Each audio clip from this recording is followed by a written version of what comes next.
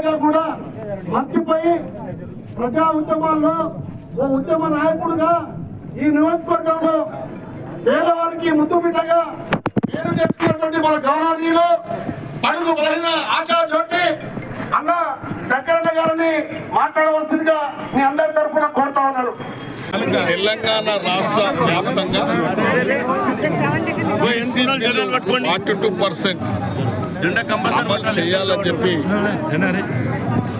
కేంద్ర ప్రభుత్వము నిర్లక్ష్య వైఖరికి, గవర్నర్ యొక్క నిర్లక్ష్య వైఖరికి నిరసనగా ఈరోజు రాష్ట్ర బంద్గా ప్రజా సంఘాలు అన్ని పార్టీల నాయకులు ఇవ్వడం జరిగింది. కాబట్టి అందులో భాగంగా ఈరోజు షాద్నగర్లో కూడా ఉదయం 4 గంటల నుంచి కూడా ఈ బంద్ నిర్వహించడం జరుగుతూ ఉంది.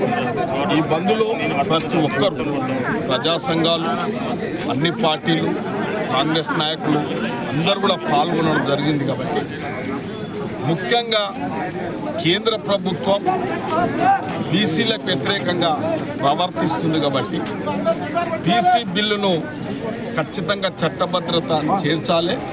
ఏమైనా లొసుకులు ఉన్నట్లయితే తప్పకుండా ఎన్నోసార్లు రాజ్యాంగాన్ని కూడా సవరించుకోవడం జరిగింది. దేశంలో పార్లమెంట్లో ఎన్నో మార్పులు తేవడం జరిగింది, చట్టసభలలో ఎన్నో మార్పులు తేవడం జరిగింది.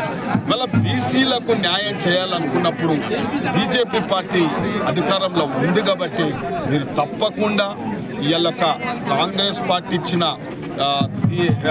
42% రిజర్వేషన్ ఏదైతే ఉందో దాన్ని ఖచ్చితంగా చట్టభద్రత కల్పించడానికి మీరు కూడా సహకరించాలనే చెప్పి నా యొక్క ఆకాంక్ష.